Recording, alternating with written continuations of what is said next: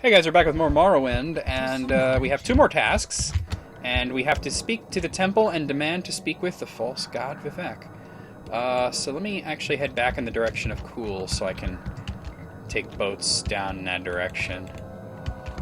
I could either go from Dagonfell to Sadrith Mora to Vivek, actually, or I could go the other direction. I can go to Nesis, Laod, and then I think Laod will take me to Vivek. Whichever way is better. It doesn't really matter much. Can I get this to be not so fucking dark? Alright, we're good. Ooh. Wow.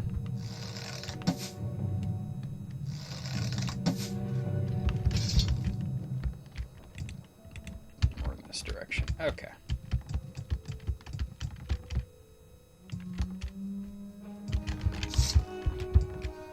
Next sound is dead. Right. This is a Dwemer rune. Can I get up? No, there's no way. Gotta go a little bit more north then, I think, to get around this.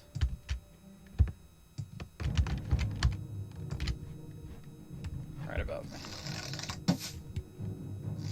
He dead, he dead, fuck you, he dead.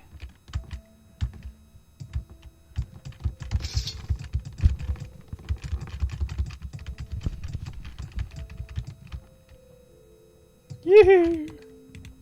Whee! Must kill Mo.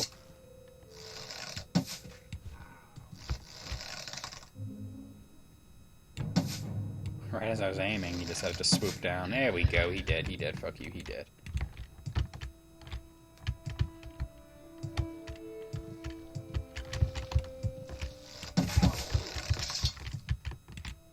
This is taking me away from where I need to go.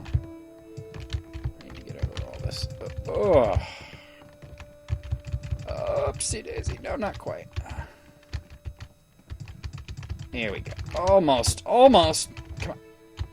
There we go.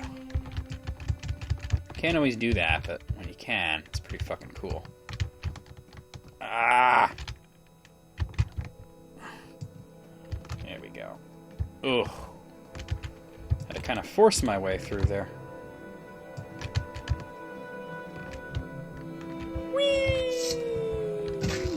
Splat. Splatter.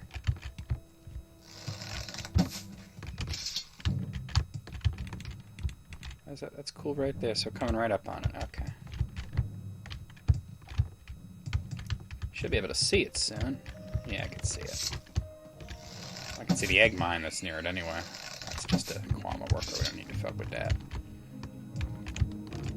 Doesn't this spot right here seem like there should be a Silt Strider? Oh, there is a Silt Strider. I can take those to Vivek. Let's see. So, Alderaan. Why, war? Yeah, you're too close. Almora. We make a special trip just for you. Vivek. Same look. We make a special trip. Really? We're gonna do this? Alright. Alright, so we gotta go to the temple. Which is, south of St. Ulm's and St. Deline. Otherwise, we've been there. It's where the Hall of Justice is. It's where the Hall of Wisdom is, and the High Fane, which I haven't stepped into, but that is down there. Actually, since I'm here, let me go up to the Plaza of the Foreign Quarter, because then I could go into the Fighters Guild there and grab some hammers for free. I do need them. Well, they should have some hammers for free, and if not, I'm sure I can buy some there, although I did kill the guy that... Oh, it's Upper Wasteworks. I did kill the guy that sells them there, now that I think of it. That orc dude is the smithy there. And he dead as fuck. Just thought of something. Do I have a bounty right now? No, I don't. Okay. Alright.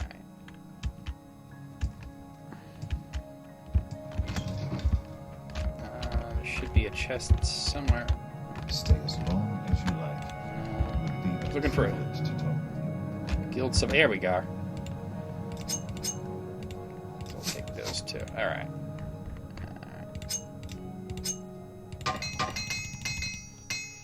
I mean, I get a lot more mileage out of these hammers now that my armorer skill is so frickin' high.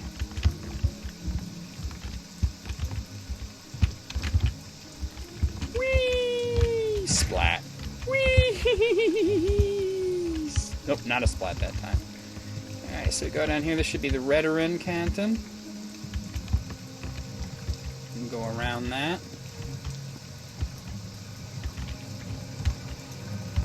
There's St. Olms and St. Deline there. Let's go. So I believe this one's St. Olms, right? Oh, it's St. Deline, actually. Doesn't matter. That's St. Olms there. Oh, why am I always falling through the fucking floor at the St. Olms and St. Deline cantons? Let me just fucking levitate, I guess. Although I might fucking fail at the spell. Yeah, that's what I thought. Alright, well, this is stupid. Do I have, like, restore mag? I have Rising Force. Come on. Just do that. That was freaking dumb.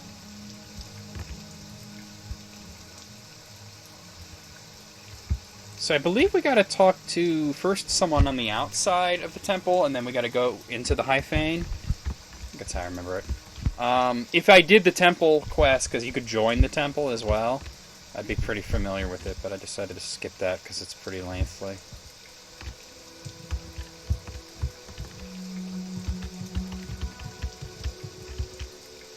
You? Done so on do list? Quickly! Did you want to meet the Archcanon? The Archcanon is in his private quarters, and he very much wishes to speak with you. But I have to warn you, avoid confrontations with the Ordinators at all costs. The Archcanon has spoken with the High Fane Ordinators, but if you are a wanted criminal, they may try to arrest you. If the blood of a faithful servant of the temple is spilled, it will make a reconciliation all that much more difficult. Alright, so let's go into the High Fane, which I believe you gotta go through one of the halls. Oh, no, here it is right here. Are you... No. Jareth, Nerevarine. Lies and superstition. Why do you defy temple teachings? And worse yet, now we learn that you are an agent of the Emperor and an outlaw. I warn you, just because I talk to you, don't think everyone will. Others may reach for weapons when they see an outlaw and a heretic. You're the one they call the Nerevarine. You're a heretic, and all who support you are heretics.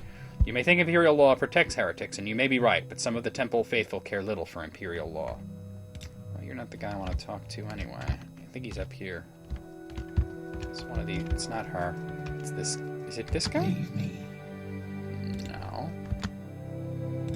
Wait, he's in his quarters, right? Oh, I gotta look for a door. No, I don't want to join the temple. It's locked.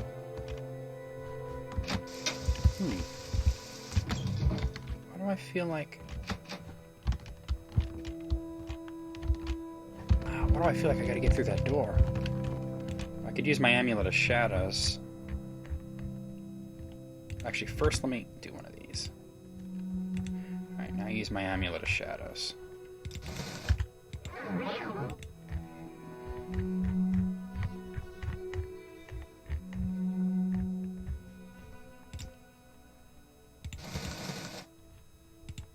No, derp. Use a good lockpick because I'm only going to probably get one chance at this. I could kill that one. Please don't do it. I think this is him. Here. Tholar Saryani, this is the guy. Thank you for coming, Jareth. You know the Temple's doctrine on the Nerevarine. Perhaps it is time to change that doctrine. The Temple must protect the people from false doctrines, and your association with Imperial intelligence makes your motivations and integrity suspect. But you have been chosen Hortator and Nerevarine by the Dunmer people, and we have reached a crisis with Dagoth. We can no longer defend the people against the awakened Sixth House. You and your prophecies may represent our last hope. Our situation is desperate, but I would rather have you hear the details of our situation and the circumstances leading up to that situation from Lord Vivek himself. He asked to see you. Would you agree to a private meeting with him and hear in person what he has to say? Yes.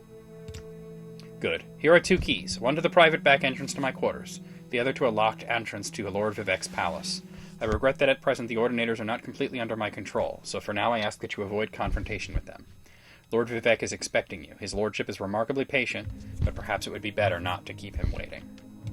Okay. Alright, that was his... Alright, I could have gone in that way, I guess. From where my Hall of Wisdom, yeah. Alright, so let's... No, wrong way.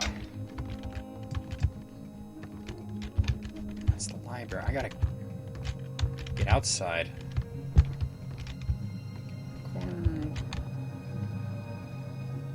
I could put my frickin' lockpick away. That's the High Fane. I know there's an exit to outside from here. Wait. One of these two. Get out of my way. Actually, I should have went south, because, yeah, I'm going to have to go out that south anyway. So south of the temple is Vivek's palace. We're going to have a meeting with the so-called god. And by the way, his entire canton has a bunch of sewer levels, and there's a bunch of stuff you could do there, but really we're just going to go up and talk to the man himself.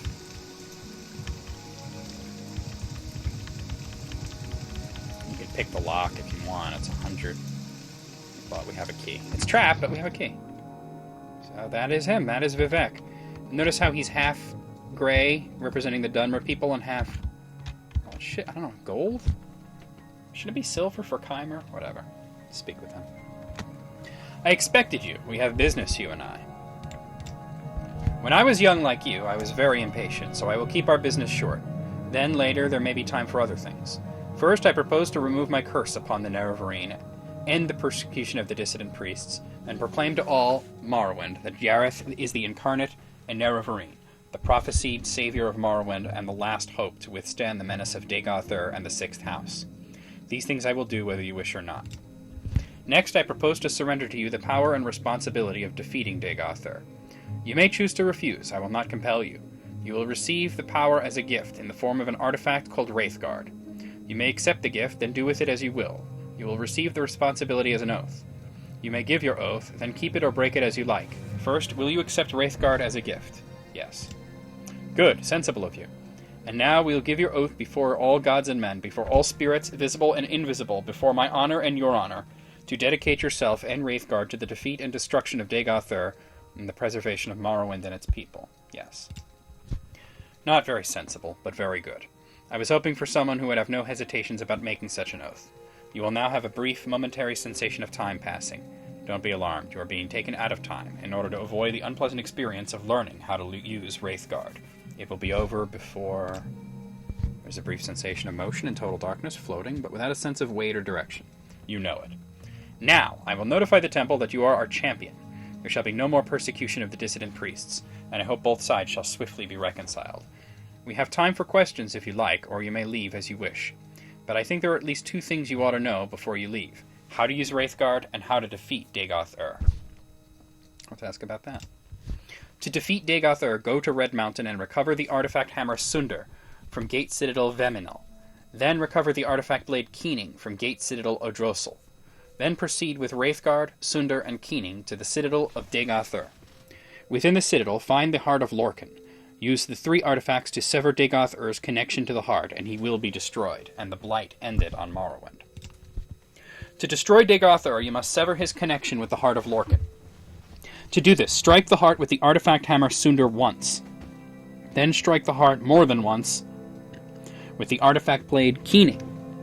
You must wear Wraithguard, because you cannot handle either Sunder or Keening unless you are wearing Wraithguard. That is the short, simple explanation. Here is the long, detailed explanation written down for your convenience. Read it, study it, commit it to memory. Okay, let's ask about Red Mountain. In my library, I've made available 2 conflicting accounts of the events of Red Mountain. My own true account and another false account common among the Ashlanders and preserved in the Apocrypha. I don't care whether you believe my account or not. I'll leave it up to you to judge which is true. I tend to not really trust him, even though he comes off as honest. I really don't. I think that his mind has been clouded, personally. Let's ask about defeat Dagoth. Oh, yeah. Let's ask about Council. You need to know, where is Dagoth? What are Dagoth's plans? Who are Dagoth's servants? Who is Dagoth? What are Dagoth's powers? What is known about Dagoth's defenses? How can I prepare for battle against Dagoth? Who can help? Let's start with where is Dagoth. Dagoth has never ventured out of the Heart Chamber, the place under Red Mountain where the Heart of Lorcan lies. It is there or nearby that he is constructing a new god, a Kulakan, also known as Second Numidium. If you played Elder Scrolls 2, Daggerfall, you know Numidium is bad. You don't want that thing loose in Tamriel. Let's ask about the plans. We know nothing for sure, but we have learned much from interrogating Sixth House cultists and victims of dream compulsions, and from our own study of Dagothar's actions. The Temple Scholars and Inquisitors have prepared a document, Dagothar's Plans, that summarizes what we know or suspect. Take this copy. It is also available in my library, so we got that. We'll read that after. Let's ask about Dagothar himself. Dagothar is the former Lord High Counselor of House Dagoth. He was of Lord Nerevar's generation, older than we, and a mighty sorcerer and enchanted in life.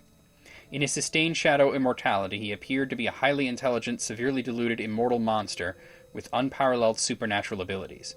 He appears by turns lucid and deranged, compassionate and bestial, profoundly wise and profoundly disordered. In short, he is a mad god. Alright, let's ask about his powers. He is able to send his mind into the dreams of susceptible victims across vast distances. The victims are either swayed by his compulsions or driven mad. He also seems nearly invulnerable to physical and magical harm. His flesh and the flesh of his followers evolves towards a mutable magical form. Dagothar in the highest ranks can control the distorted manifestations of their flesh. Lower ranks lose control of their bodies and become mindless corpus monsters. Okay, let's ask about his defenses. Confer with the Ordinators and Bullion Armigers garrisoning Ghostgate for the latest information about the defenses of the citadels of Dagothar and his Heartwit kin. And last, prepare for battle. Prepare for war. Beyond the Ghost Fence, there are no safe places, no allies. Stockpile resources, plan for retreat and replenishment, quest for artifacts of power. And finally, let's ask who can help. Ordinators and Bullion Armigers stationed at Ghostgate may have the more practical knowledge for the nightmare world inside the Ghost Fence. Seek them in my name for counsel and aid. Business? Actually, I believe we've finished our business. I will notify the temple that you are our champion. There shall be no more no more persecution of the dissident priests, and I hope both sides shall swiftly be reconciled. Now you are my guest, I am your host, and we have time for explanations or counsel or questions. Or as you wish. Or bitter recriminations, if you like. Or you may leave if you wish. As you wish. But I think before you leave, you should hear how to defeat Dagothar, and how you must use the artifact Wraithguard. Well, let's ask about explanations. You want to know, why did I wage war on the Nerevarine? Why did I try to suppress the Apocrypha? Why did I persecute the dissident priests? Why is Dagothar winning the war? How does the Tribunal fight Dagothar? What are Wraithguard's powers? Well, let's ask about war on the Nerevarine, because that's me. Why did I try to kill you? Because you threatened the faith of my followers, and I needed their faith to hold back the darkness. And I thought you were my enemy, a pawn of the subtle Daedra Lord Azura, or a pawn of Emperor Uriel Septim, or a simple fraud. Perhaps a hero, but not much of one if my faithful could destroy you. Now circumstances have altered. I need you, and you need me. Alright, let's ask about the Apocrypha. Why did I suppress the Apocrypha? Because it was such an unfortunate mixture of truth, falsehood, and speculation that I couldn't afford to manage the confused reaction of our faithful. Any doubt whatsoever weakened their faith, and we needed their faith to give us the power to maintain the Ghost Fence. In retrospect, perhaps we lost the faith of those we needed while preserving the faith of the meek and indifferent. Perhaps a mistake was made. Who can say? Alright, let's ask about the dissident priests. Suppression and persecution of dissent is just one of standard tools of statecraft. I believe we erred in trusting the judgment of Beryl Sala. He and his ordinators served valiantly in the war against Dagothar. We mistook his misplaced zeal for energy and dedication. Mistakes were made, but no more. There shall be no more persecution of the dissident priests, and I hope both sides shall swiftly be reconciled. Alright, let's ask about why is Dagothar winning. Dagothar is winning because he is close to the source of power, Lorkhan's heart, and because he retains the passion of madness. While we have settled into the lonely and unrewarding posture of dogged dutifulness and perseverance, and finally, perhaps, because he is stronger and smarter than we are, and his followers are more fervent and fanatical. I believe we are careless and complacent and outwitted, and in the matter of denying the Nerevarine, we were foolish. See, Vivek is actually very smart. It's actually kind of tragic. Like I said, I think he's misguided and his mind is clouded, but he wants to do the right thing. And what happens is he knows absolutely that his power, his false godhood comes from the heart of Lorkhan as well, and if it's destroyed, he will no longer be a god. He will lose his divinity. And I think he also knows that the Ministry of Truth will eventually fall and destroy Vardenfell.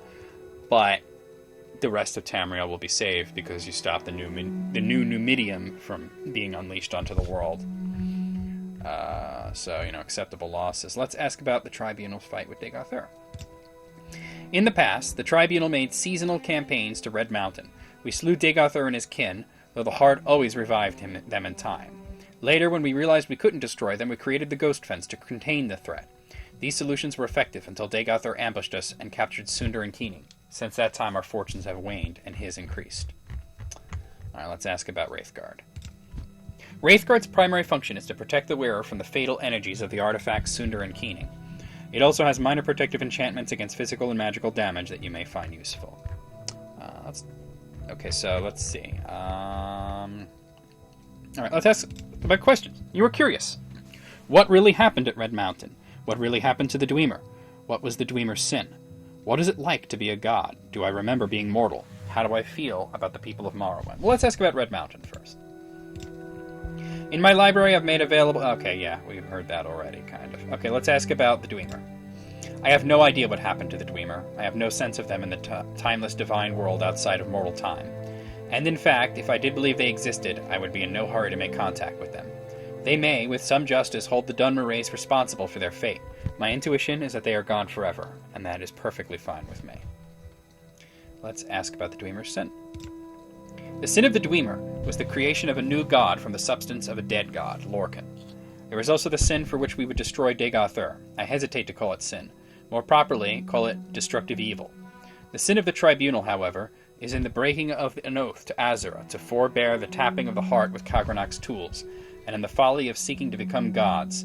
Breaking the oath was evil. Becoming gods was folly. If we sinned, we have paid the price. Alright, let's ask if he what it'd like to be a god. It is like being a juggler. Things are always moving, and you learn to know where they are without even thinking about it. Only there are many, many things moving, and sometimes, like any juggler, you drop something. I'm afraid it has become a lot more a matter of dropping things lately. There's too much to do and not enough time, and I'm losing my touch. Perhaps I'm growing old. It is a bit like being at once awake and asleep. Awake, I am here with you, thinking and talking. Asleep, I am very, very busy. Perhaps for other gods, the completely immortal ones, it is only like that being asleep, out of time. Me, I exist at once inside of time and outside of it. It's nice never being dead, too. When I die in the world of time, then I'm completely asleep. I'm very much aware that all I have to do is choose to wake, and I'm alive again. Many times I have very deliberately tried to wait patiently, a very long, long time before choosing to wake up. And no matter how long it feels like I wait, it always appears when I wake up that no time has passed at all. That is the God place, the place out of time, where everything is always happening all at once.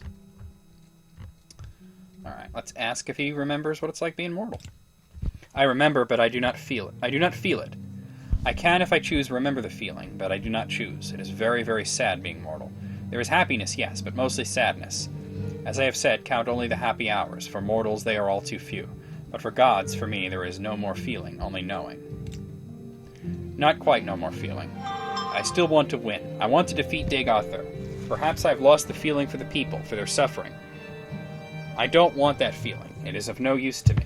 That is no longer what matters to me. I only want not to lose. To lose would be very, very bitter. So he's sick. He's kind of petty, you know? And let's ask about the people of Morrowind. I love the people of Morrowind. I became a god to make their lives more comfortable and secure. I am most close to my faithful followers. I am literally in their hearts and minds. I feel the most sympathy with House Redoran. They are Dunmer driven by creeds and deeds like I am. House Indoril is closer to the compassion and sympathy of Amalexia, a comfortable and secure serenity. House Telvanni matches the disposition of my brother Sotha Sil, iconoclastic, profane, unconventional. House Hlaalu represents the future of the Dunmer, integrated into the sophisticated mainstream of the traditionless, raceless, godless culture of the Empire. House Dress represents the past of pre-tribunal Great House culture, a persistent tradition of Daedra and ancestor-worshipping civilized Dunmer clans. And I even love the Ashlanders for their preservation of the most ancient barbarian tribal traditions of the Dunmer who first settled Morrowind. I think we may be done talking to him. Oh, I guess we could talk to you about bitter recriminations, too. Let's do that. You want to chide me. Why did I murder Nerevar? Why did I break my oath to Azura, not to use Kagranak's tools? Why did I cause others to suffer? Well, let's ask about Nerevar. We did not murder Nerevar. The legend we murdered Nerevar comes from a story told by a shield companion to Nerevar, Alandra Sul, who lived among the Ashlanders. The Ashlanders have retained Alandra Sul's accounts as part of their oral histories. The account is persuasive in some details, implausible in others, and it is in any case fake. I have 2 accounts of Nerevar's death here in my library. Read them and judge for yourself. Let's ask about the oath to Azura. Along with Lord Nerevar, and at his insistence, Amalexia Salt the Sill and I swore before our god of oaths at the time, the Daedra Lord Azura, never to employ the tools of Kagranach for any purpose. We broke our oaths. We turned our backs on the old gods. I still see no compelling reason to worship any of the Aedra or Daedra. But for the respect I held for Nerevar and the respect I held for myself, I should never have betrayed my oath. Of all my life's actions, I most regret that failure. Let me ask about his library, actually. I want your trust and willing cooperation, so I've had the priest make copies or number documents they're here for you to read or take with you. Take a look at them, help yourself. Okay. And let's ask about why he caused suffering. Why did I cause others to suffer? I respect that question, and you for it. The most I can say is I did the best I could, and I saw things. Can you, mortal, presume to judge the actions and motives of a god? But because I need you, and you need me, I will make an accounting for my sins to you, but not now. Destroy Dagoth-Ur, and then we will discuss my sins. Then perhaps you will have earned the right to judge me. Okay. Well, I believe that's everything that we can talk to Vivek about for now until we beat the game. And I will, after I beat the game, come back and talk to him just to get his take on what happened. Let's read those documents that he gave me. If I can find the damn things. Kagranach's tools. Is that it? No, it's not it.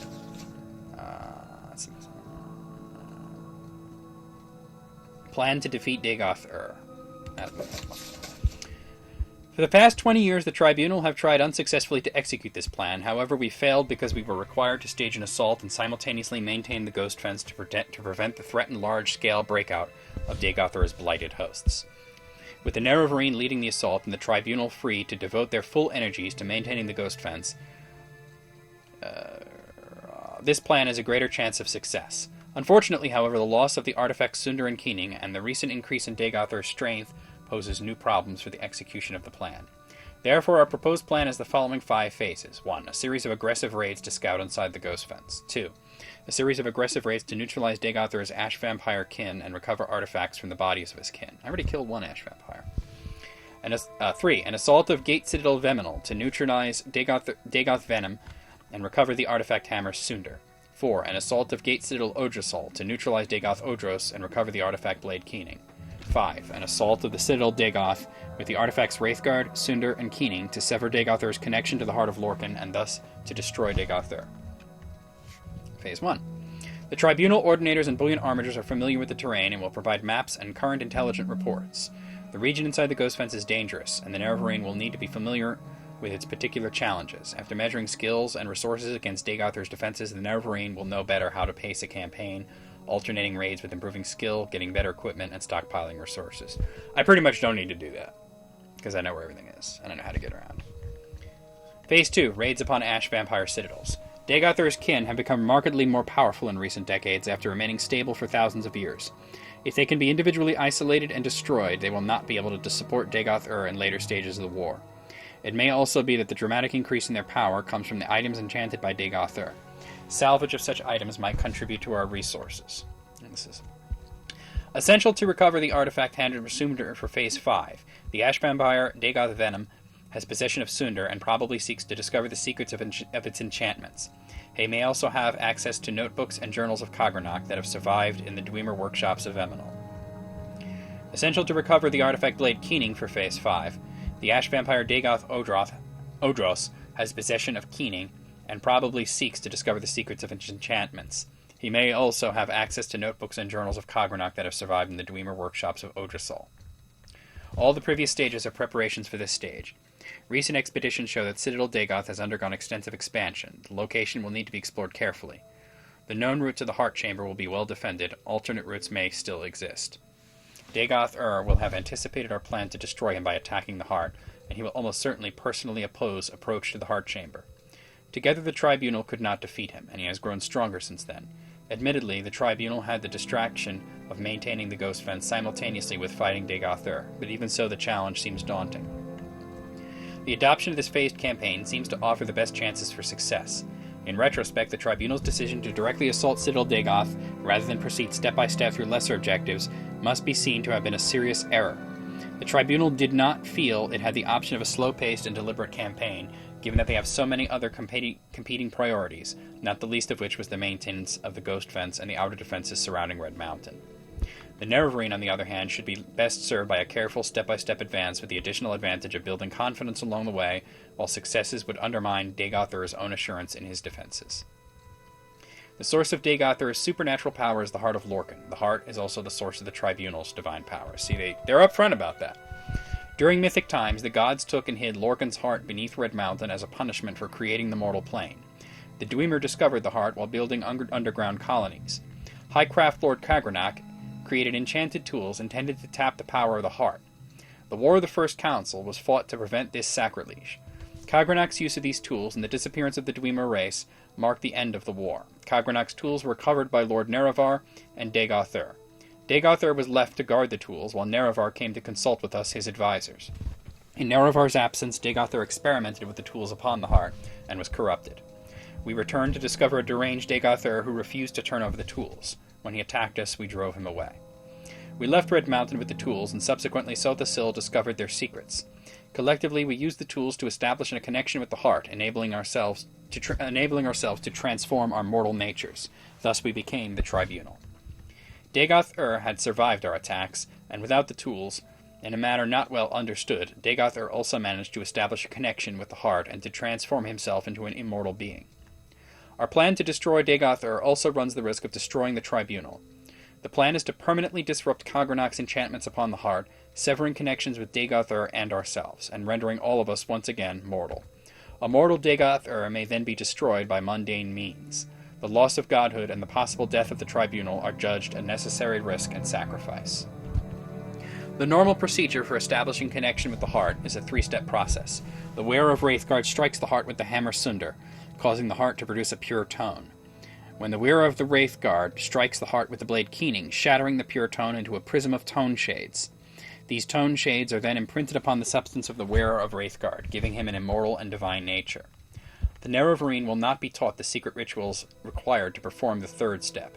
Instead, the Nerevarine will strike the heart with Keening for a second time, causing its tone to diverge into unstable patterns of interference. Further repeated strikes with Keening will further disrupt the tones, with the ultimate result of shattering and dispelling Kagrenak's original enchantments, binding the heart, thereby severing the heart's links with Dagoth-Ur and with any surviving Heartwits, and with the Tribunal. Destroying Kagrenak's enchantments on the heart will also stop the corrupt effusion of the heart's divine power and end the blight on Morrowind. The Nerevarine may be tempted to steal the power of the heart. Dagoth-Ur and Sotha Sil alone knew the secret. Dagoth-Ur may, in extremity, propose to teach the Nerevarine to use Kagrenak's tools to become a god. We doubt that the Nerevarine is a fool enough to trust Dagoth-Ur and are content to take this risk. Be warned, the Nerevarine cannot safely equip either Keening or Sundar unless wearing Wraithguard. The Nerevarine will be injured every moment while holding either of these artifacts unless protected by Wraithguard. Persistence will be rewarded with death. If Nerevarine can equip an item while not wearing Wraithguard and receive no injury, the item is a counterfeit. One last note. Dagoth-Ur must not get a hold of Wraithguard. The Nerevarine must prepare and use a recall or Almcivi intervention if there is any risk of death or capture. Dagoth-Ur will not expect you to destroy Kagrenak's enchantments with the heart. He does not know it is possible. He would not do it himself, and he knows we have never tried it. He will not believe anyone would want to sacrifice the promise of such power. Further, advancement in House Dagoth, as in all great houses, is by challenge and confrontation within the hierarchy. The Nerevarine's challenges and defeats of Ash vampires and battles with the Sixth House will be viewed in that light. Dagoth-Ur and his kin may assume the Nerevarine's ambition is to control the heart. Given that assumption, it is only reasonable the Nerevarine would try to defeat each of Dagoth-Ur's subordinates in turn, working up to Dagoth-Ur. If the Nerevarine can defeat Dagoth-Ur and control the heart, so much the better. But logically, the Nerevarine would wish to rise as high in the hierarchy as possible before cutting a deal with head of the house. Dagoth-Ur should try to recruit the Nerevarine into House Dagoth. It may be possible to pretend to join him, then betray him. However, any attempt to deceive him will be very risky. House Dagoth has a tradition of subterfuge and treachery, and because he is a deceiver, he will expect deception. We place no compulsion upon the Nerevarine to adhere to the plans described here. We believe that they offer the best chance of destroying Dagoth, but we have also chosen to place our trust in the Nerevarines' judgment and skill. Frankly, we see no alternative. If there are doubts or questions, speak with Vivek. He has agreed to serve as the Nerevarines' guide and counselor for this campaign. It may be that if the Nerevarines succeeds, the Tribunal will not survive. Such sentiments as might have been expressed by the Tribunal should in that case be addressed to the land and people of Morrowind. May the happy convergence of fortune and prayer meet in our destiny on behalf of Lady Amalexia and Lord Sothasil, Vivek. I wonder if he actually conferred with them. I don't think he did. I think that's why Amalexia is so weird in the first expansion. Dagoth Earth plans. You know what? I'll wait till the next video. I'll see you guys real soon with more Morrowind.